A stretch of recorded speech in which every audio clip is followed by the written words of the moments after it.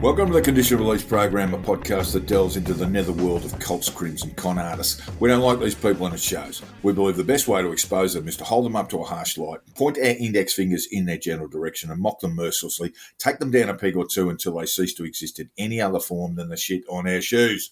I'm Jack the Insider, otherwise known as Peter Hoisted for tax purposes. And I'm Joel Hill, and in today's Conditional Release Program, we ask the question, what if the worst people in Australia held a live event on the internet and no one gave a shit? Where were the adoring crowds, Jack? Probably doing the laundry or anything else. Yeah, probably putting some lard on the cat's boil. Yeah. And we discover that drinking bleach is not dangerous at all. And not only that, it can get you the best seats at a Trump rally. Very good, very good. But before we get to that, we would like to thank our new patrons and let you all know that we have some very silly plans lined up for bonus episodes, including a blow-by-blow analysis of the People's Order from the People's Treaty, which is just the brain farts of Dylan Wilson, that idiot self-described lawman who was down in Canberra causing shit. But the list of demands is actually really funny, and they've even voted on them, which is very funny. The pedivore one's very popular. So we love our patrons. We want to keep you happy, because when you're happy, everyone's happy. Indeed. And we thank those patrons who are keeping this show and us alive. The children ate meat last night, Joel. Happy days. And they may even have meat next month, Jack. Well, let's not get too carried away, Joel. Omicron is still tearing through supply chains and people are still selling chicken breasts out of white vans in parking lots. But we can't get carried away because there's no time. We need to make our pupils dilate and our brows furrow as we turn to the serious business of what's going on here and around the crazy mixed up world we love. Mostly. Yes, mostly. Yes, that's right, Jack. That means it's time for the Conditional Release Program's Weekly News.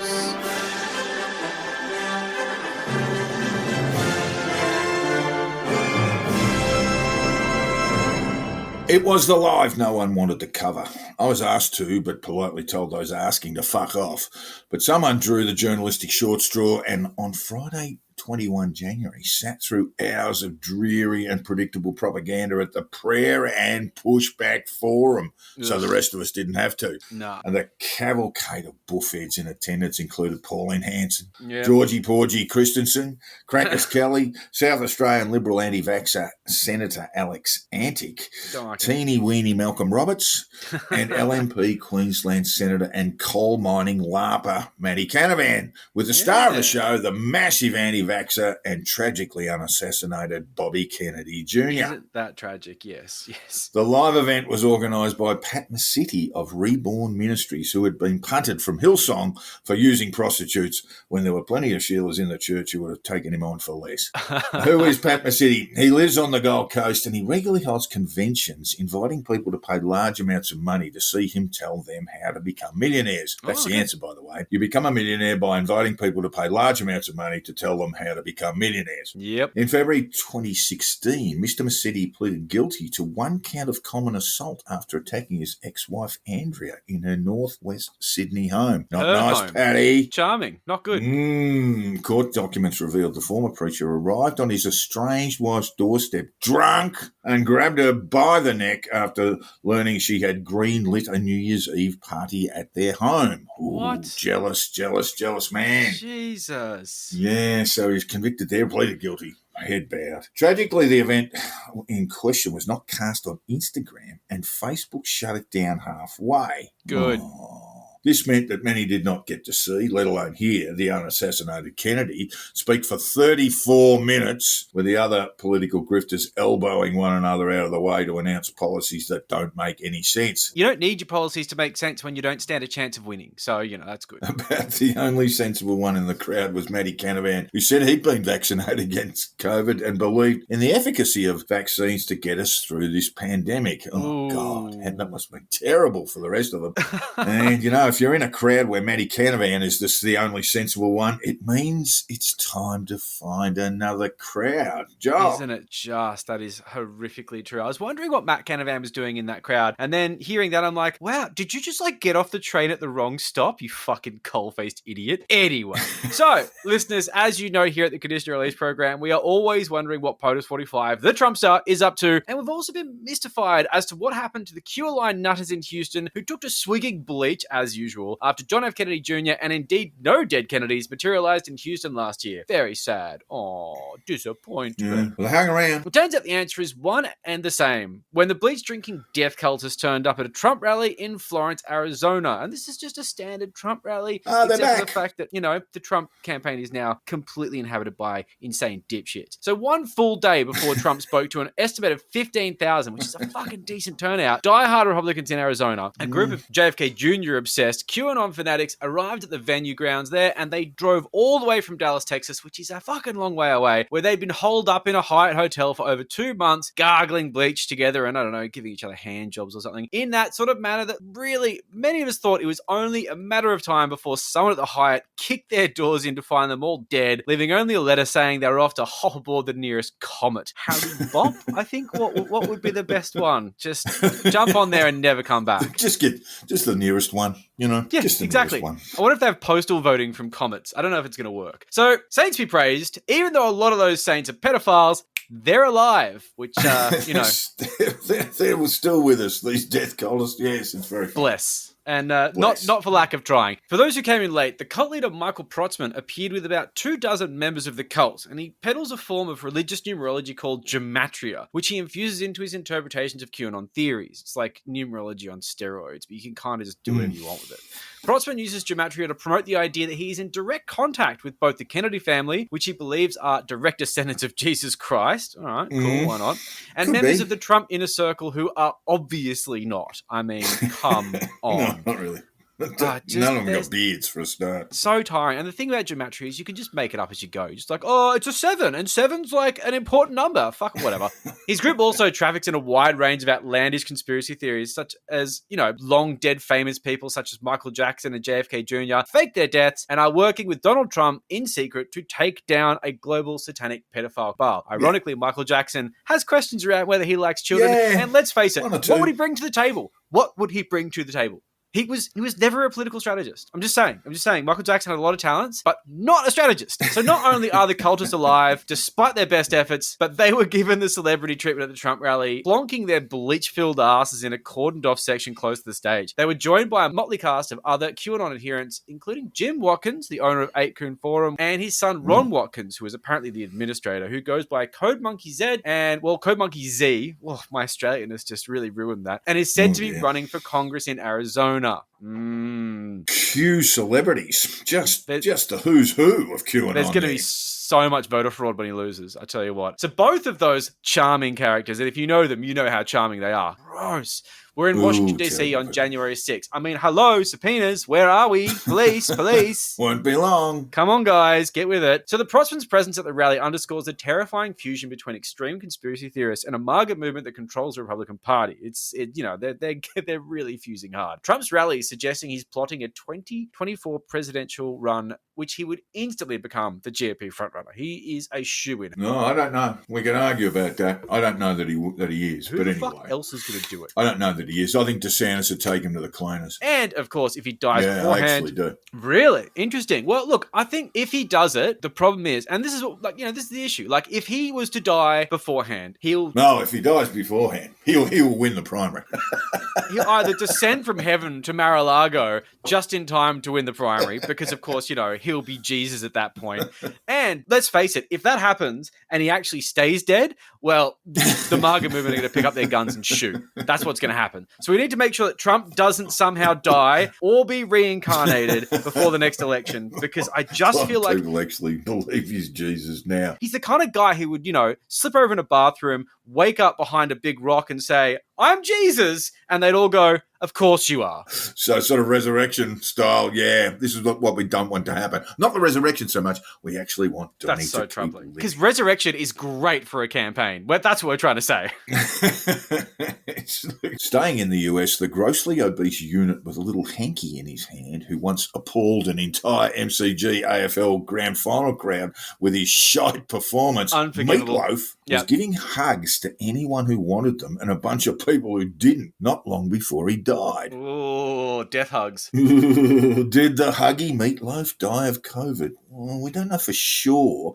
The official cause of his death has not yet been released, but the loaf was reportedly critically ill from from COVID before his death on January 20, 2022, just a few days ago. I'm happy to give you a hug. I hug people in the middle of COVID, the loaf said. Now, the loaf was a devoted anti-lockdowner, an anti-mask mandator, who babbled about vaccines and freedom before his death. He declined to declare if he had been vaccinated in a series of interviews, but huffed and puffed about lockdowns. He huffed and puffed mainly because he had chronic asthma. And unlike Prince Andrew, a massive sweater. I mean, huge. Didn't just sweat like a pig, he sweated like a pig running a marathon. Oh, dear. Alas, the loaf has gone to God, like a bat out of hell. But the question remains, would you, dear listener, have a hug with the singer of Paradise by the Dashboard Light, which is a pretty good song, by the way. Yeah. Even though he was A, drenched in sweat, and B, wheezing from asthma and probable terminal COVID infection. You tell him to fuck off because, to paraphrase the loaf, 2 out of 3 is really, really fucking bad. And that's Mr. Loaf to you. Joel. With thanks to listener Hero Echoes on Twitter, who is a very good friend of the podcast. As an un-Australian plague rat racket guy, Novak Djokovic was sent packing, it was disclosed that he held an 80% share in a medical research company working on preventative/treatment for COVID. You know, you gotta get in there early or late. I mean, you just got to get in there at some point and sell people shit. And they all do this. They all have their fucking alternative treatment. It's why they're anti-vaxxers.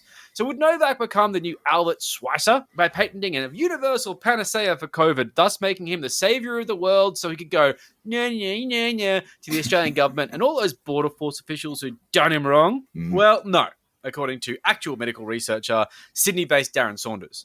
Now, Saunders, an associate professor of medicine at the University of New South Wales, took a look at the Dutch biotech company Djokovic had a commanding shareholding in, QuantMed-Res, and came away less than impressed. Now, biotech might be a stretch, Saunders said, who tweets under the handle @WhereIsDaz, and is absolutely worth a follow. The second red flag... Very good man. Yeah, he's very good, yeah. The second red flag is the liberal sprinkling of words like resonant and frequencies through the word salad on that site. They're red flags. I know those because they were ones that I heard a lot during my childhood. Let's just park the false statement that coronavirus is a retrovirus for now. So if you haven't figured it out yet, Novak's biotech company is working on homeopathy as a cure for COVID. That was a quote from Daz. Supplements and more supplements, it would seem. But yeah, of course it is. Djokovic is no stranger to rejecting medical science for treatments of his own injuries. In 2017, he put his money where his mouth was by delaying elbow surgery for almost a year, opting for aromatherapy and threatening his elbow with Serbian nationalist rhetoric because it's worked in the past, but it didn't work. And Novak went under the knife in 2018. Devastated that he had to turn to actual medicine to cure him, Novak cried and cried for 3 days because he'd gone against his core beliefs, which are the power of supplements and the rise of Serbian nationalism to wipe Muslims in the Balkans from the face of the earth. Yes, indeed. What's a boy to do? Yeah, as Clive's money rolls out and his candidates stick their ugly bonces on billboards, one name has come up which is bound to raise one or two questions about the United Australia Party of Clive's creation. Yes, it's former Proud Boy and self-declared Nazi Harrison McLean. Now, McLean's candidacy is not yet confirmed, but the conditional release program can reveal posters showing McLean's terrifying child bonce appearing on a poster indicating he was the UAP candidate for the marginal seat of in Melbourne's southeast Latrobe. He's got a smirk on there too. That you just look. We all know the UAP candidate vetting process has not always been tip-top in the past, but would they be happy with a Nazi on their ticket? Yeah. This is bound to attract some media attention, and one hopes some embarrassment for Clive before he asks McLean to take the UAP pistol and do the right thing, slap bang in the middle of an election campaign. We'll keep you posted.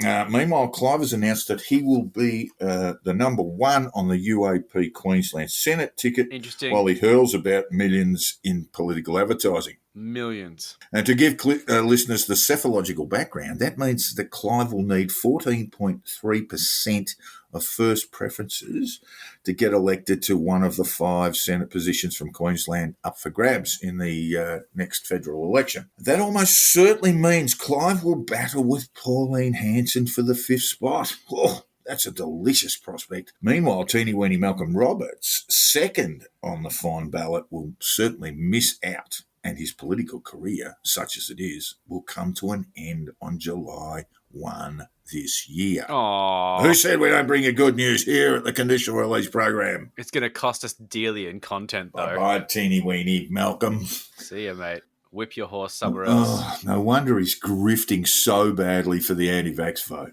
Yeah, absolutely. Money! I'll do anything for you. Money! Just tell me what you want me to do. And today's Conditional Release program is proudly brought to you today by the United Australia Party. Yes, listeners, we're in yellow. Yellow hats, yellow T-shirts, yellow underpants and socks. It's just our shoes which are red. Just like Clive Palmer's, so Ricardo Bozzi will still get to hang us as pedophiles when he gets his coup d'etat up and running. To be perfectly honest, we're not even sure what Clive's policies are, but to get ahead with the big man, we're all for new coal mines now, and isn't it about time the deep state got off everyone's back and let Clive off those jumped-up fraud charges he's facing? Deep state. We've been brought for a surprisingly small amount of money, which proves that Clive might not have to spend hundreds of millions to take over our parliament. Mate, I'll take $10. As Clive says, our parliaments are not for sale, but they are available for rent for a modest fee. Come join us, listeners. Clive Palmer's Australia, and just like us, you can be we are all yellow.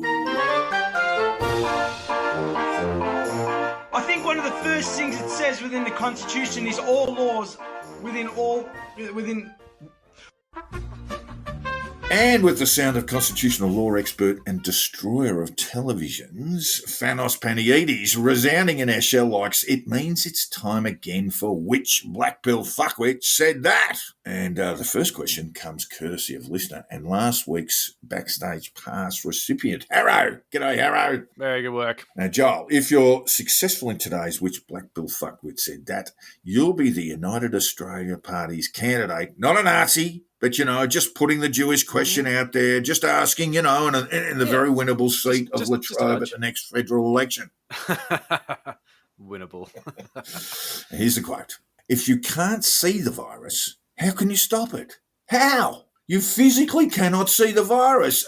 That's the end of the quote. But my God, it's invisible. I didn't know it was invisible. Oh, my God. That's terrifying. This is terrible. I just had, So who said that? Who came with that? Extraordinary revelation that the virus is in fact invisible. Was it trying to remove all obstacles to his descent into political anonymity? Matt Gatesy Gates? Yeah, you'd want to call it. Was it Wisconsin lawmaker trying to remove all obstacles to his ongoing political anonymity? State rep Trig Pronshinsky? God, I love weird fantastic Christian name, isn't it?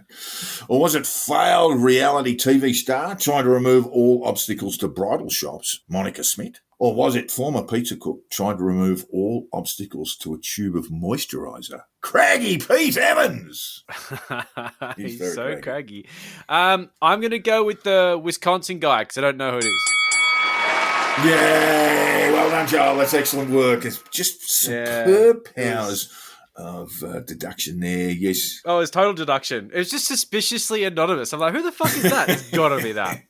Because all the other ones are people that I want it to be. They're like, I just want to say Gatesy just to be able to say Gatesy because it's fun to say. Because I always thought, if that COVID virus was coming, you'd actually see it, in sort of animated form, coming up, bouncing up the driveway. It would be great if, you had a COVID tennis racket, and you'd see the COVID coming towards you, and you'd have to whack it away. You'd be in the supermarket, you'd accidentally hit someone in the head, be like, "I'm sorry, there was just COVID near you." But no, because it's invisible, you cannot physically see it. My God, it's terrifying. I really just did not know that. That is just, I think that's great health information for our listeners. Idiot. All right. Question 2, quote 2. I saw Trump. It's not a body double. It's actually him. Oh, I know this one, but you're going to have to get Okay. Was it? He loves his dad so much.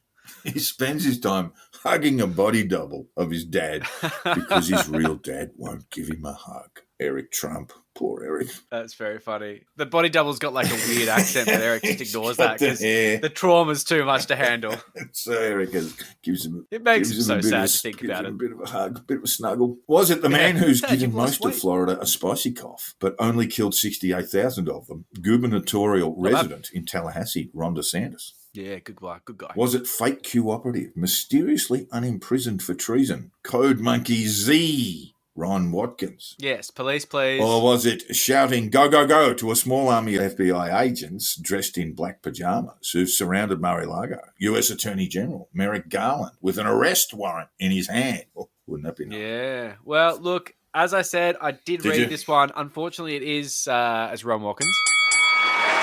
It is. Well done, Joel. 2 for 2. But I feel like I got it wrong because, let's face it, everything he says is bullshit. It could easily have been a body double anyway because Ron Watkins just lies we've for gone a all living. together. So, you can't take anything he says seriously. Well, yes, look, this does actually relate to the rally in Arizona, Joel. And he was asked afterwards, because he had the plum seats with the bleach drinkers, and he was asked afterwards by Trump devotees, who claimed that Trump was actually a body double. No. Ron Watkins said it wasn't a body double. It was the great man himself. Because he saw him. All right. So you're looking like being dressed from head to toe in yellow and standing around Melbourne's southeastern suburbs handing out Clive Palmer's gumps, Joel. If you get this one right, that is. Oh, God. Yeah, well, entice me. Okay, here's quote number 3. Here we go. Get that yellow T-shirt on. What hill are you going to die on? When are you finally going to say no? Was it shifting into verbal communications from meme form, where she memified the RDA as a death cult by asking, what are you prepared to die for?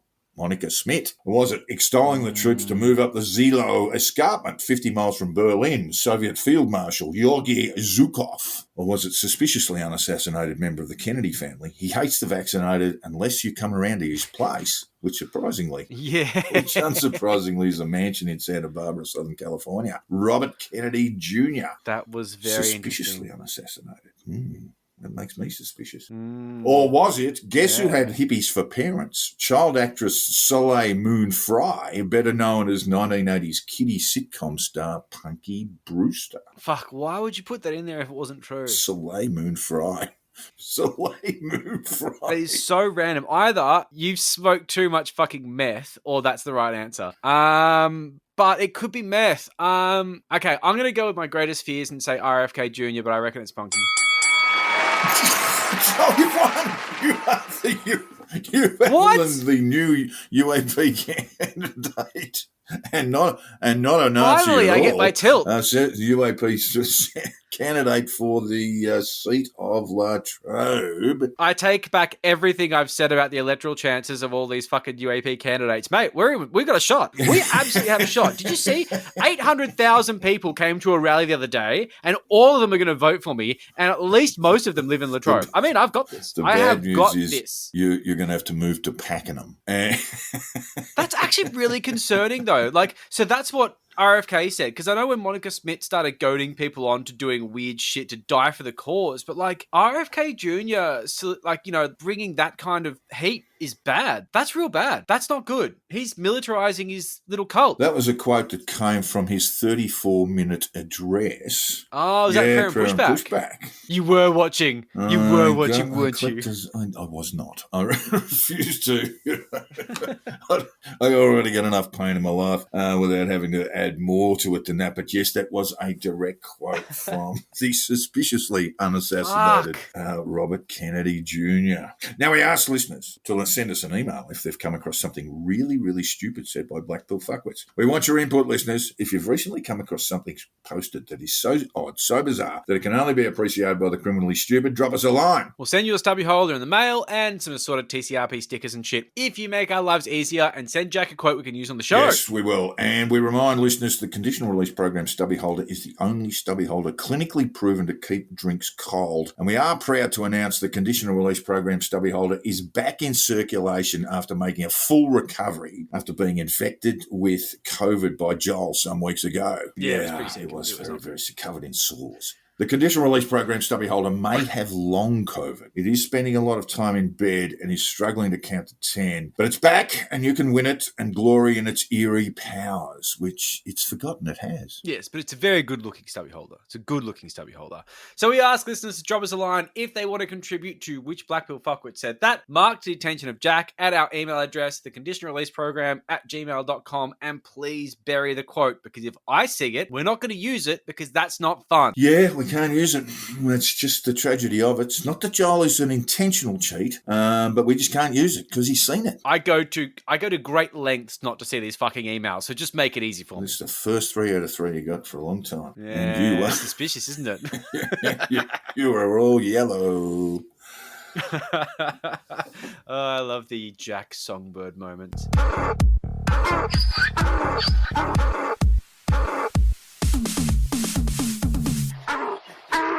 So there were yet another round of protests on the weekend, which was part of the Worldwide Rally for Freedom group, you know, the weird one that originated from Germany, and there's all sorts of sketchy origins. And this has now just apparently become a UAP campaign rally across the country. I mean, like, Uncle Clive was always sinking his claws in the freedom movement, you know, by giving money.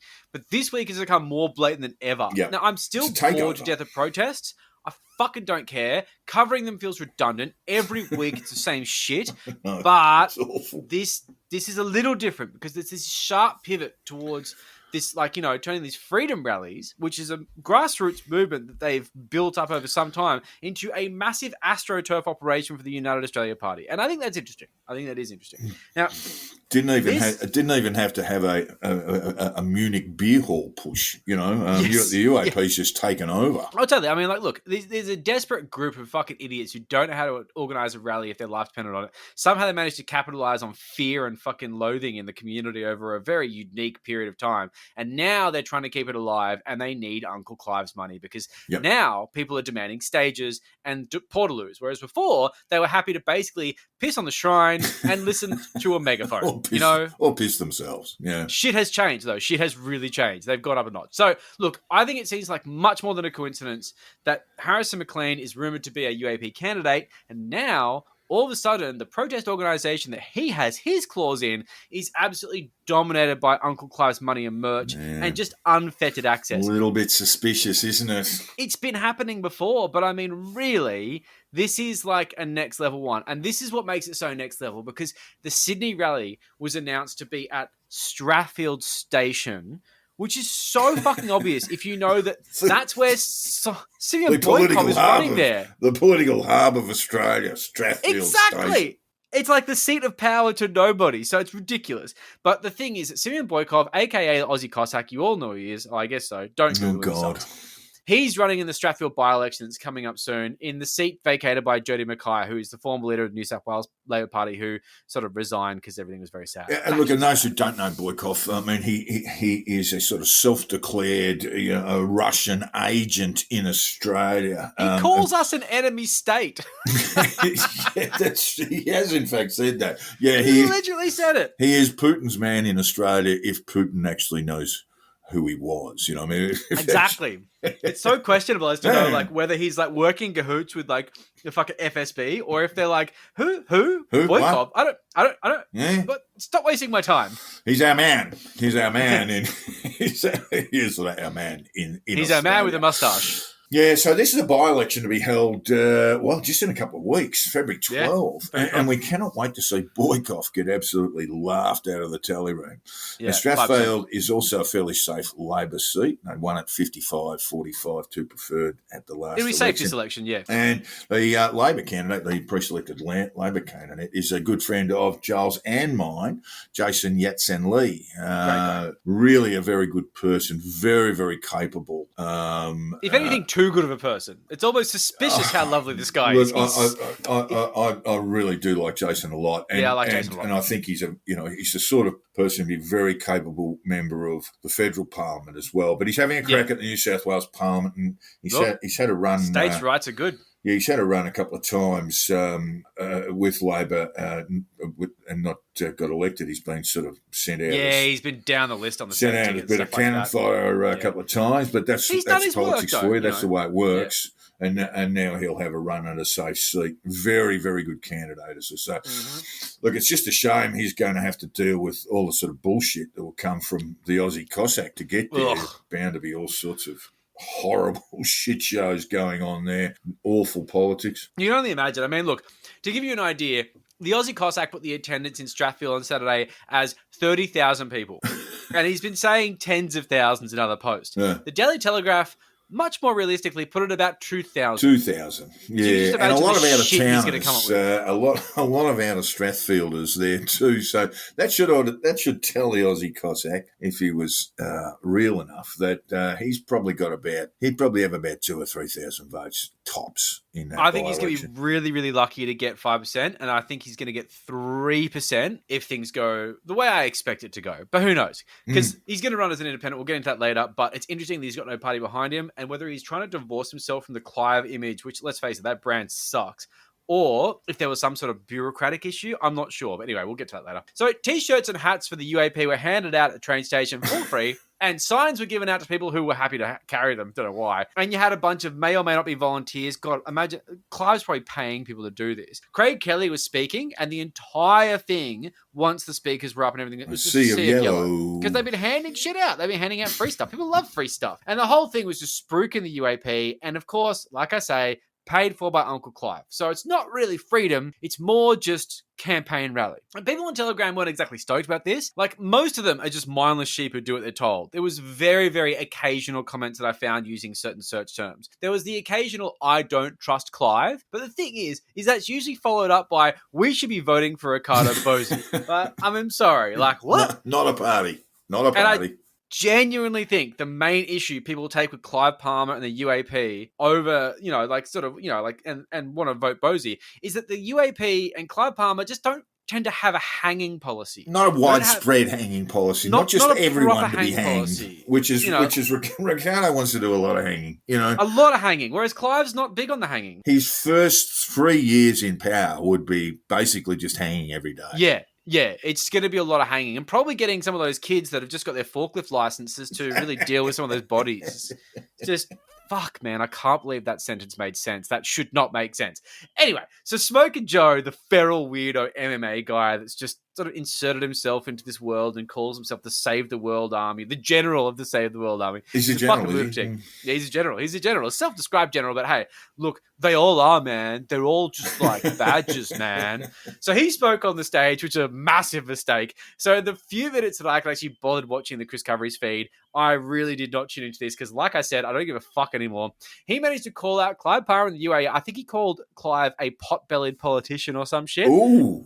Nasty. And just called out the UAP's involvement as being generally just political and corrupt, which I absolutely loved. But the thing is that, like, for all the ideas of freedom and love that Smoking Joe has in his head, because he really is just like basically like one acid tab away from fucking hospitalization.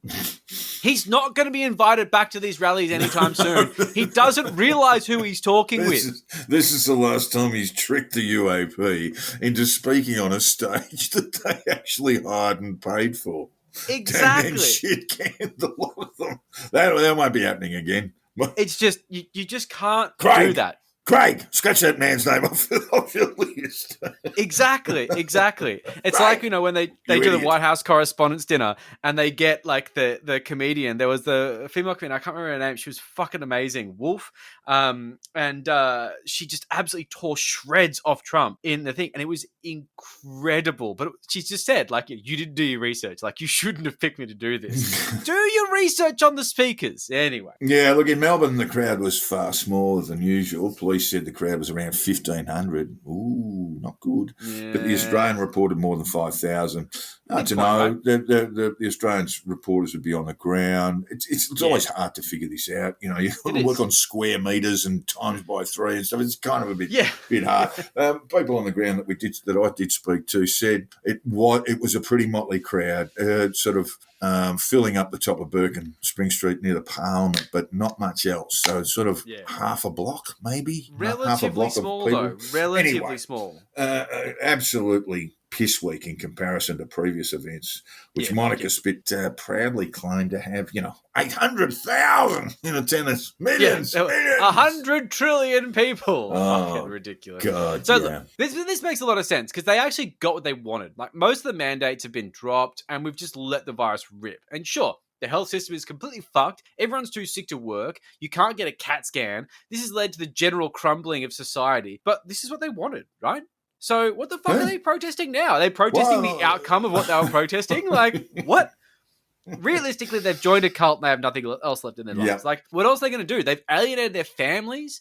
They've got nowhere else to turn. So I guess this tribe is theirs. But they just keep going. And Uncle Clive just makes sure the palms are greased at the top and everyone's getting a sandwich. At least the ones who matter are getting a sandwich. But look, I just interrupted there, Joel, because Monica actually did some sort of media event with One Nation as well during the week, and I just can't recall. Maybe our listeners will know a little bit more about it. Yeah, but she chipped in there with a bit of One Nation gear. I So thought she was she's gone from. Maybe she just can't make her mind up between yellow and orange. Imagine that, like that sort of Kellyanne Conway, George Conway sort of bed situation where Morgan's there going, I thought you supported me. She's like, yes, but Pauline gave me a car. Yeah, but I'm running for UAP. Don't you know that? Don't you know that? You're the mother of my child. I'll get your car. I'll get you a fleet. I'll buy a helicopter. Yeah, that's it. That's the kind of thing that Morgan would say because he fucking lies through his teeth on a constant basis. So Melbourne was a sea of yellow as well, of course, with merch being handed out all over the place. Because Clive is just showing that he's their guy, It just, the thing is that it looks so shit. He doesn't even turn up. Mate. Yeah, well, that's it, yeah. Well, he doesn't want to get fucking COVID, does he? Fat boy like Clive. COVID's going to hit him for 6. And he's probably he living is in a panic room. Yes, yeah, he is fucking vaccinated. Oh, he's probably had about 12, Yeah, exactly. He's a pin cushion. So look, the colour yellow is now basically associated with Clive Palmer as like in like a brand. You see that yellow and you're like, oh, it's UAP, which is fucking sad. But imagine being on the ground. You'd want to be wearing sunglasses around this bunch of bright yellow anti-vax Oompa Loompas just reflecting that hot sun into your eyes. Cornea burning. Too much. It's that shade, bright Just yellow, fucking awful. Canaries. So also among the crowd was Serbian flags, which I think good. this is really funny. How long is that going to last? It's just a thing now. I mean, like, is Serbia now a symbol of anti-vaccine sentiment? The Serbian nationalist faction within the United Australia Party. That's like, and the thing is, it wouldn't have happened, but like, just dumb shit happens and just things happen. And now apparently you see the Serbian flag and you think, oh, vaccines are a bit rough, aren't they? What? Yeah, and It's bizarre. And let's destroy all Muslims. Let's kill all Muslims in the Balkans. I love that you haven't forgotten. You're like, no. I remember what you did. So yeah, that's right. According to our That. lovely researcher, who I will not name for anonymity reasons, but old ladies who appear to be associated with the cafe locked out crowd, they are such fucking creeps. We're giving out free hugs. Oh, God. Free hugs. It's the Meatloaf experience. Yes, it really is. And the thing is, they're probably destined for the same fucking demise because they're basically COVID-seeking missiles doing that. Oh, dear. They're unvaccinated, for sure. They're elderly.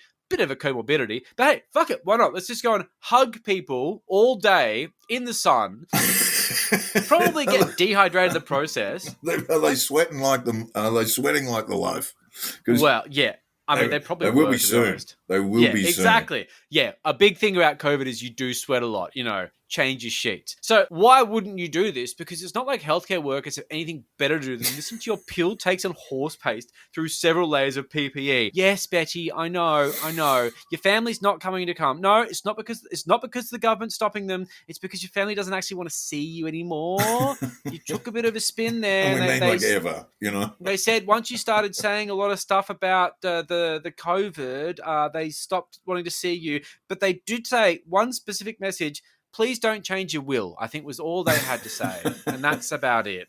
So look, we had the cool kids speaking in Melbourne with Monica Spit and Topher Field flexing their confected sense of celebrity and giving some hot takes into the mic. Topher shamelessly stole the line, maintain the rage. Oh, yeah, I know. That's just wrong, Fuck isn't you. it? Fuck you. And look, Next year, say it's I time. would also say, just for context, the rage around the 1975 dismissal did not make it the 8 weeks to the election. True. Fraser absolutely thumped Whitlam That was and won the election in a landslide. So maintain the rage. Doesn't always work. So he's picking up bad slogans. Well, that's a shame because I love Maintain the Rage. I think it's a fucking classic. But, look, this just adds to the list of lefty catchphrases these unoriginal dopes have just taken for themselves. Oh, whoa. We're like Nazis in the, linguistic Poland. Well, that's just it too. I mean, you've got to maintain the rage because there's actually nothing to protest about at the moment. Yes. Maintain the rage. What rage? I don't know. The rage, right? Yeah, the rage, Remember how angry we all were? Yeah, about the thing that actually was a thing and now it's not. So Monica Smith almost got it. Didn't quite, but almost got it when she said this. Oh, I actually think that the real pandemic is that our fellow people around the world have lost purpose in their lives, and that is why they have fallen for the lies. Brilliant. Every time they put that mask on, they feel a part of something bigger than themselves because they've lost purpose. Isn't that fucking perfect? What the fuck? I love it because it describes everything about people who are members of RDA. Like, you just accidentally described this cult that you formed, which has alienated people in their families, totally ruined friendships, and now, basically, the only thing they have left in their lives are these fucking protests. This is the only way you could reestablish yourself as a social entity, is to go and meet other pilled people and say things like, yeah, I too think Bill Gates is bad. What? Fucking ridiculous. And speaking of the UAP completely co-opting the freedom movement, the anti-vax elements have finally got their wish, and Novavax has been approved for use in Australia, which they're all sort of hanging on, and now all hanging on. Not so much. Not so much. So Monica Smith put the call out for people to wait for Novavax in June of 2021, saying, quote, "Tell your loved ones. I know many of us have been trying to convince our loved ones not to get the jab." Yeah, kill your family, good work. "Instead of trying to convince them not to take it full stop, how about trying to tell them to wait for the traditional one? That'll buy you some time. The Novavax won't have the mRNA technology and will have significantly less side effects. Ooh. If people are determined to get a jab, they should wait for this one." Okay. And here it is. Well, here it is. Well, look, it didn't actually take long before this entire statement was fucking nixed, where she updated her tune. We wouldn't say change her tune. Let's say updated her tune. It's just a change. It's a change of heart. The thing is, right, Monica wasn't an anti-vaxxer before it became politically expedient for her. She's doing this entire thing as a vehicle for power. So she doesn't understand how these people work. So after the usual paranoid kickback from anti-vax idiots in her flock of sheep, she just retracted it to say basically it was simply to buy time and delay loved ones from getting the jab full stop. What? Yeah. Bullshit, right? Oh, Absolute so it's just bullshit. a delaying tactic that she didn't actually explain at the time. And then, of course, they'll learn that Novavax is bad as well and not get the jab at all. Of course. Since then, so many vaccine-hesitant people have said, I'm waiting for Novavax. Yeah, which I know quite a few. Horse shit. So it's like the usual absurd demonization of the jab has been all over Telegram and various other platforms showing their true colors and how they really feel about Novavax. The first thing they love saying is that it has nanoparticles, which, my God, the particles are so small. It's like that fucking Wisconsin guy. You can't see the particles. You can't see them. They're invisible. Damn them. Like, how big do you want the particles to be? You want big particles, the size of small cars. That's exactly like imagine they're getting this giant needle and just like in this giant bubble tea of vaccine. It's got a Volkswagen in it. Yeah, there you go. Just have a Volkswagen. Giant big spheres of virus you plunge into yourself. So I guess it's like the Arnott shapes of vaccines. I only like the particles that I can see. If I can't see the flavor, it's probably not fucking there, right? Yeah. Right? Yeah. That's why I eat shapes, bitch. What up? Who'd have thought nano meant small? I can't handle these tests. Anyway, so apparently the vaccine is also funded by Anthony Fauci. What? He's on $500K a year, which, okay, it's a good pay packet, but he's not funding things. Maybe the US is funding it through Anthony Fauci's approval, but I mean, fucking come on. So, look, that is bullshit, but it's also relevant. It doesn't really matter. My favorite problem they found, and this is literally on the list on the Telegram post, is that the vaccine has particles in it. I can only assume nano, and they're called the Matrix. That's a reason. Because they called the particles the Matrix, they're like, oh man, if it's called the Matrix, that can't be good. Keanu Reeves got punched up that many times. It can't be good for you. It just how can you possibly do that? It's so absurd. Like, the particles are small, Anthony Fauci, and the Matrix. There's your reasons. Don't get it. All right. So, head researcher for the Australian Facebook Vaccine Study Group and the man that single-handedly proved that ivermectin absolutely cures COVID, Craig Kelly, while he still had Facebook, he did that at least, has also taken a stance against Novavax, despite previously claiming that it may be the better jab. Yeah, I remember that. Like Monica. Yeah, Jane Hansen. G'day, Jane. Hello, Jane. Wrote up an article for the Daily Telegraph, with a quote from Crackers claiming, "No, I am not injected with any of the current COVID vaccines, although I may consider the Novavax injections if and when they are available, and I have done so on medical on medical advice from fucking YouTube, right? Come on, Crackers, don't lie to us." Yeah.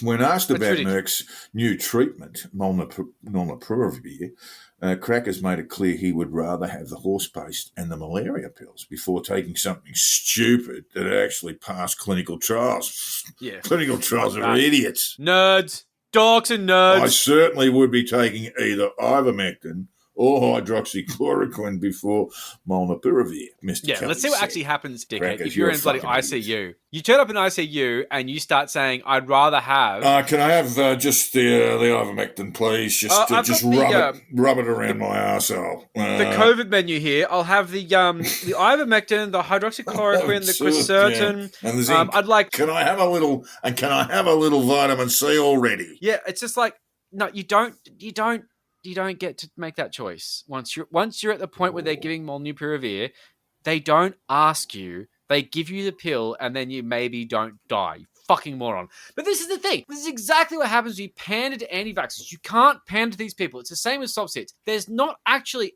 any point, really, in approving Novavax, as far as I can see, in Australia, besides pandering to anti-vaxxers. I mean, like, come on. We have safe and effective vaccines that are already in mainstream use. There's factories doing stuff. I don't really get the fucking draw of Novavax, except for the fact that a bunch of people who were lying through their dumbass anti-vax teeth have said that they were waiting for it, and now, well, here we are, right? Well, it's just a political situation, Charles. So basically, they've got to the point and said, we cannot endorse this, or we cannot say we support this, because we would lose followers. It's as simple as that. Yeah, it really is. It really, really fucking is. It's absolutely pathetic. And this is the thing. Like, this is just to appeal to the 5%. I think they've ordered like 51 million shots or some shit.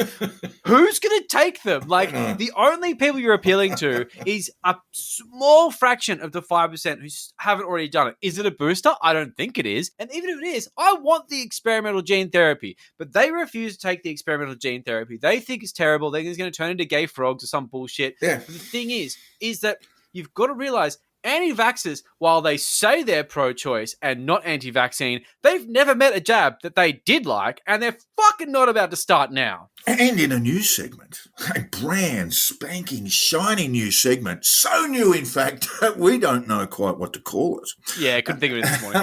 We were going to call it SovCits in the courts, but we just don't think that's got enough sort of glamour for this kind of SovCit. But really, now we have to come up with a good name. Yeah, this is like so way too much pressure. We do ask listeners to drop us in a title. Well, they think it might be useful, and you will, of course, crowdsource. Earn yourself a stubby holder, etc.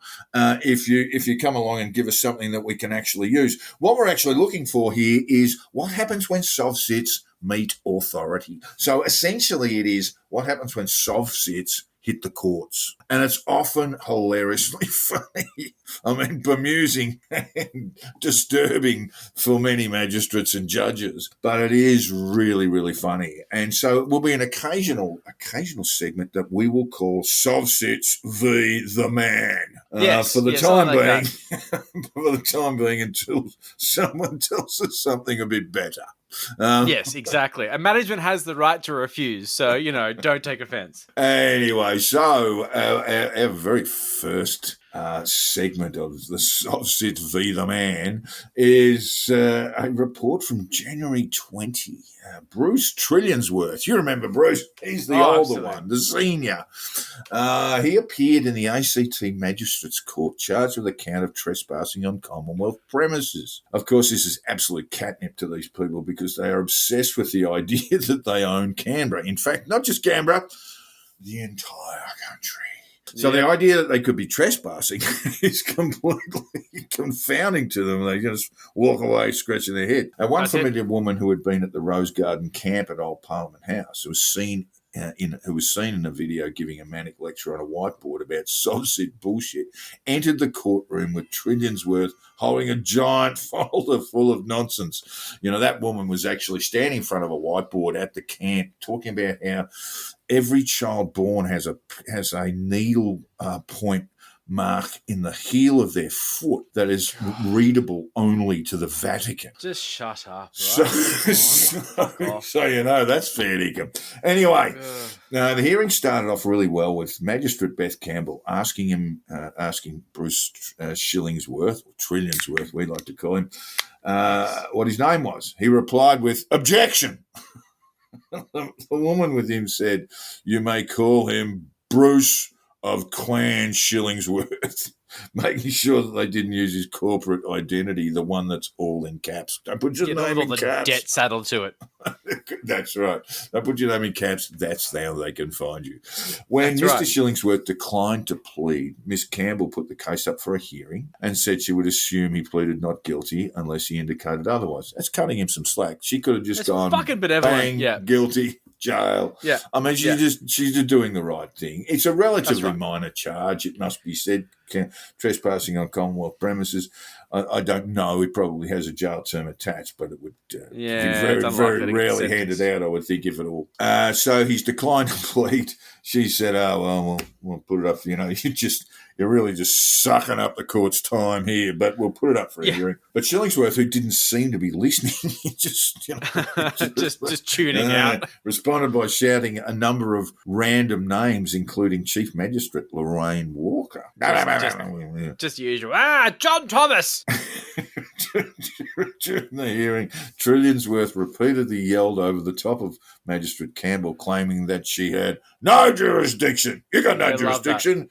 They love this that. Is the thing they've been repeatedly yelling at cops over the past few weeks, and is almost certainly going to be where they're shouting as they are dragged away to prison. Oh, it's completely meaningless. And it's like Pauly Shore in Jury Duty. You're out of order. You're out of order. You're out of order. and you're in jail. Yeah, 100%. Yeah, so... I hope so. The SovCit lecturer, this woman who seems to be obsessed with tiny needle holes on babies' feet that are somehow linked to the Vatican. It's accompanying old Bruce in the courtroom at the time, approached the prosecutor and placed a folder of what can only be imagined to be a completely made-up fucking pile of SovCit bullshit, and then delivered a similar folder onto the bench of the magistrate. She actually approached the magistrate, and the magistrate said to her, "Don't you dare! Don't you dare!" Yeah, and she just went bang on the bench and slammed him down, which is a fairly cheeky move. It's cheeky so move, cheeky, to say the least, in a courtroom. And magistrates really don't like that. And police were called, and she was ejected from the courtroom. The woman that is mad SovCit was ejected, and I saw a photograph of her outside the courthouse, not just the courtroom. She was happy with herself. Where police had just said, get the fuck out, or we will handcuff you. And there she was, just screaming outside the courthouse. The Bruce Trillionsworth, otherwise known as the richest man in the world, well, not yet, but, it's coming. It's coming. It's in escrow. Soon. It's in escrow. Then yelled back from the courtroom, "Let the record know you have now been served." Said that to Beth Campbell, the magistrate. "You have now been served." Fuck off. Oh, yeah. The magistrate simply responded with, "I have not," which, She hasn't been I think served. it was like a missed opportunity, though. She's It'd be great. been hit with a manila folder full of bullshit. Yes, exactly. And the magistrate then ordered the sheriff's officers to remove Mr. Trillionsworth from the courtroom, brutally interrupting him. Finally, he obeyed, although he heard yelling, "No jurisdiction! This kangaroo court doesn't exist in this country." This is the fucking delightful stuff I get that is really kind of Matrix kind of level bullshit as well. This entire edifice, this sort of multi-million-dollar courtroom, the magistrate's court in the ACT, does not exist. Look at your hand. It's not even a real hand. It's not even there. You've taken the blue pill, but you don't understand at all. Outside the courthouse, Trillionsworth was all smiles and had a win. Clearly. Came along, could have gone either way, and he's come away with a victory. They have no jurisdiction, Trillionsworth said with a laugh as he walked out the front door.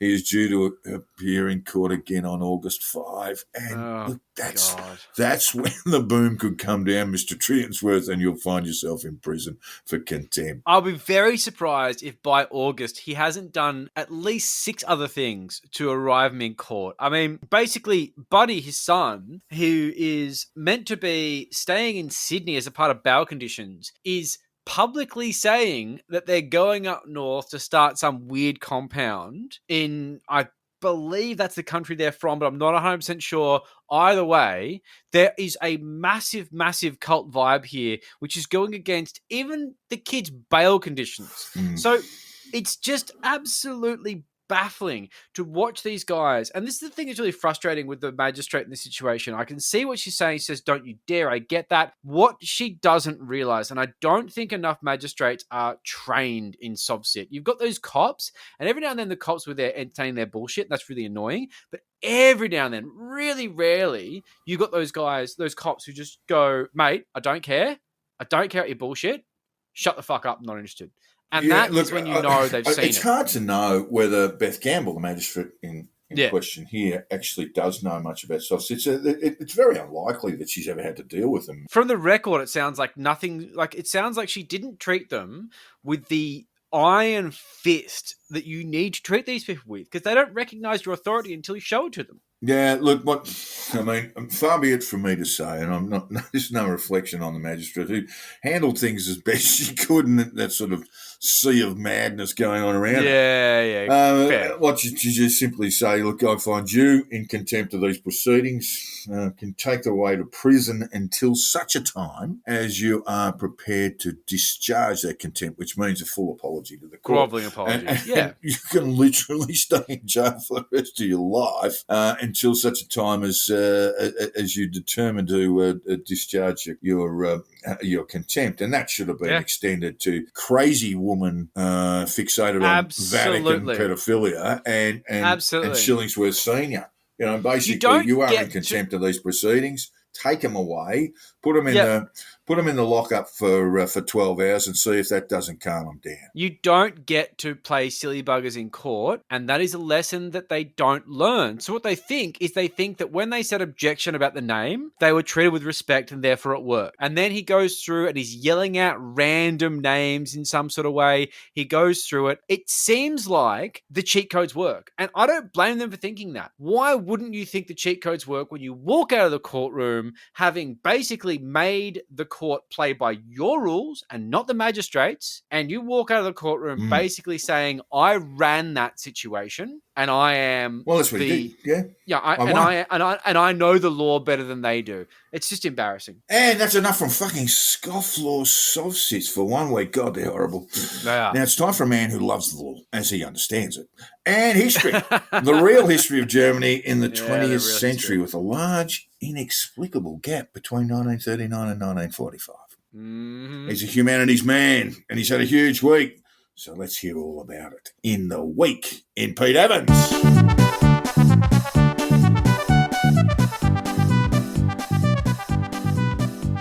It has been a huge week in Pete Evans, with Pete sitting back and hitting the share button like mad. And look, we should expect that. He has been doing this for some time now. His Telegram group is absolutely littered with nonsense. But as we covered last week, it is only recently that Pete has been giving, the mindless sharing, disinformation, a bit of a break to post some of his own hot takes, bit of original content, which is rare for our sort of, it's very rare. illiterate pizza cook. I get the feeling sometimes that Pete's been a little overwhelmed by events. Yes. I think he finds the keyboard quite confusing because there's all these keys. But what do they mean? So, under a screenshot of the headline, Code Brown, crisis hits all Melbourne hospitals as Omicron causes chaos, Pete delivers this very interesting angle on things. Here's the fucking quote. And This is original stuff, folks. This is original. It's the worst take. The more they jab, the more pressure they will place on the crumbling health systems. Ooh. It is so obvious for those with eyes to see. You could say that this has gone beyond insanity at this point, but I have a feeling that they are going to triple down, as they will not admit they have created this perfect storm. I will say it again. Now is the perfect time to look after your own health. Physical, mental, and spiritual. Prayer hands, heart, rainbow. Prayers, love, and rainbows. What the fuck are you on about? My God! Look, I think it's just a basic. It's one of Pete's basic sort of cooking grifts, isn't it? Buy my cookbook, come along. Yeah, exactly. Come along to my property, pay subscribe $3,000. to Evolve.tv, right? So look, this is the thing, right? So people going into hospital aren't sick with COVID, they're sick from the jab. And that is such a basic fucking take, but let's run with it. So it's super clear now, because thankfully now I have eyes. But really, Pete, this is what you wanted. Eyes to see, Joel. Yeah, exactly. Eyes to see. He's like simultaneously at the same time. Like he just has a habit of doing this thing where like has to say things twice because he's appealing to idiots. But it works because speaking to people in crayon appeals to people who like pastel colors. Like it fucking works. So look, you wanted to let rip and they fucking did. You wanted restrictions eased and most of them are gone. But this is the thing. This was always going to happen. And now you're blaming the jab. I mean, come on. This makes a lot of sense though. Because the thing is, a couple of posts down, you posted yet another headline. And this one reads, WWE legend Hulk Hogan claims that COVID-19 vaccine can kill you. They are falling like flies. So you're getting your health advice from Hulk Hogan. Yeah. So, like, it's pretty clear how you came to this conclusion. And look, he has survived a shitload of steroids and COVID. So, I mean, maybe the Hulk does know. He's got a penis the size of a peanut, poor old Hulkster. Yeah, but it doesn't matter because people still sleep with him. Like, if there's video. Yeah, we better not defame him. He's been known to take out entire media organisations. That was quite a thing. It's worth looking up. So, basically, saying now is the perfect time to look after your own health is the most fucking redundant statement in history. I mean, when was there a bad time to live a reasonably healthy life? Stop pretending. During the Black Death. Yes. I couldn't give a damn, Got a couple of buboes on me, Well, unfortunately, back then, a lot of people didn't have much of a choice because they weren't just gallivanting around eating grass-fed salmon because, I mean, why not? I mean, it's just it's a healthier choice. But the thing is that Pete fucking pretends like he's the first person to come up with the idea of eating well to avoid being, dead. Like, this is not your idea. Being healthy isn't your idea. You didn't come up with the idea of being healthy. Stop fucking claiming it. Heaps of people say be healthy. The government says be healthy. You're just another one, but the way you do it is weird. That's all there is to it. So look, he does put a little bit of context into this earlier in his feed where he says, and this is the quote, the headlines are getting more and more nonsensical. And look, now I get it. You're just an idiot. That's the thing here. So when you see that hospitals in Melbourne are being overrun by this huge spike in cases from Omicron, you just don't understand what that means. And that is fair enough. So basically you just apply the logic that it's the vaccinated that are dropping like flies because Hulk Hogan made that much simpler headline. The one that you understand, the basic type. You don't like big concepts. You don't like science. Do your own research, but in a secondary kind of way. And that's our Pete. Do Hulk Hogan's research. You've just got to put things in crayon because the way the Hulkster says it makes so much more sense. Why do we have journalists when ex-wrestlers just get the message across so much more effectively? Yeah. If only Chris Benoit was still with us, he would probably be telling us about vaccines too. But they're not corrupt like those journalists I disagree with, like Jack. See, these people say what I want to hear. I really like to know what the Undertaker says about the vaccines. You know, I really I bet like the Undertaker loves vaccines because he's the Undertaker. It's good for business, right? It makes so that's much what I sense. mean. I really need to know what the Undertaker thinks about vaccines. I would love that meme. I tell you what, like the fucking WWE is so riddled with fucking Trumpers. He's just retired, so he's, you know, he's got time on his hands. So old. He's got time. He's got no time. He's had so much work done too. He's either sleeping or he's probably having surgery. The poor bastard. He's just so dead. Unseparate his shoulders, you know. Just so sad. But the thing is that Pete, gee whiz, you know. We don't want fancy sources. We don't want boring fact checking. We want people who speak from the heart, like Hulk Hogan, right? So hopefully Pete keeps giving us some of these rare insights into how his brain works. For starters, this segment needs content. And Come on, Pete. So Pete, please don't be idle. But it's also fun to watch him claw relevance. Like, Pete, buddy, no one cares about you anymore. All you do is share memes. Done, mate. And you host this shitty, overpriced. No one gives a shit. So come on, Pete. You know, like, it's that thing. Like, come on, Pete, do something. Do something. Do something. I'm just going to poke you until you do something. Because you're starting to look a lot like a cult leader without a cult. Yeah, I'd have to say, Pete, you know, you got to stick one of those digital thermometers in, because I think he's done. And you have been listening to the Conditional Release Program with your host, Jack the Insider and Joel Hill. If you haven't already, hit the subscribe button, and if you've enjoyed our bullshit, throw us a 5-star review on your podcast app. Jack can be found on Twitter on @JackTheInsider and Joel on @CrunchyMoses with a K. We set up a Facebook page you can find fairly easily, but I have to make the begging appeal. This is really a sad thing. Promoting a podcast is easier said than done. The holidays take a huge chunk out of our listenership. Get it back up. Hassle people. Go down to your local train station, Strathfield preferably. Hand out little flyers with our names on it. Just get us some listeners because it helps. Find out what Hulk Hogan thinks. Exactly. Get Hulk Hogan to endorse us. That'd be fucking wild. He wouldn't like the content. The Patreon is up and running, and we ask listeners to consider throwing a few dollars our way, including you, Hulkster. For as little as $5 a month, you'll have access to all sorts of bonus content. And if you give us enough money, you can watch us record the damn show. So join up at patreon.com/the Conditional Release Program. And finally, all feedback, tips and death threats should be sent to the Conditional Release Program at gmail.com. We would love to hear from you, even if it's just to give us a 45 fluid ounce big boy drink full of bleach with a straw, pop a red cap on our heads, and take us to the celebrity seats at a Trump rally. Thanks, listeners. Excellent. See you next time. Thanks, guys. See you next time. Bye.